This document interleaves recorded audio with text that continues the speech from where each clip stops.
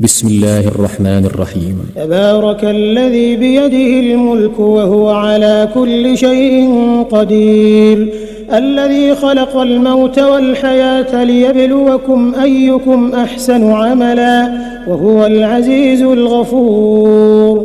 الذي خلق 7 سماوات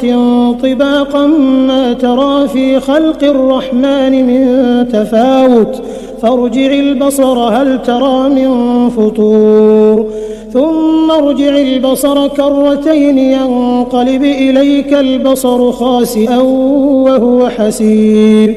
ولقد زينا السماء الدنيا بمصابيح وجعلناها رجوما للشياطين وأعتدنا لهم عذاب السعير، وللذين كفروا بربهم عذاب جهنم وبئس المصير، إذا ألقوا فيها سمعوا لها شهيقا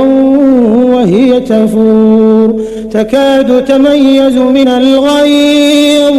كلما ألقي فيها فوج سألهم خزنتها ألم يأتكم نذير قالوا بلى قد جاءنا نذير فكذبنا وقلنا ما نزل الله من شيء إن أنتم إلا في ضلال كبير، وقالوا لو كنا نسمع أو نعقل ما كنا في أصحاب السعير، فاعترفوا بذنبهم فسحقا لأصحاب السعير، إن الذين يخشون ربهم بالغيب لهم مغفرة وأجر كبير، وأسروا قولكم أو اجهروا به إنه عليم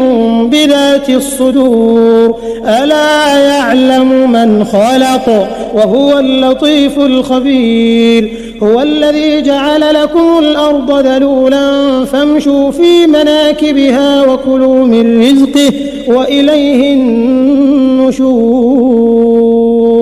أأمنتم من في السماء أن يخسف بكم الأرض فإذا هي تمور، أم أمنتم من في السماء أن يرسل عليكم حاصبا فستعلمون كيف نذير، ولقد كذب الذين من قبلهم فكيف كان نكير، أولم يروا إلى الطير فوقهم صافات ويقبضن ما يمسكهن إلا الرحمن إنه بكل شيء بصير، أمن هذا الذي هو جند لكم ينصركم من دون الرحمن إن الكافرون إلا في غرور، أمن هذا الذي يرزقكم إن أمسك رزقه بل لجوا في عتو ونفور، أفمن يمشي مكبا على وجهه أهدى أم من يمشي سويا على صراط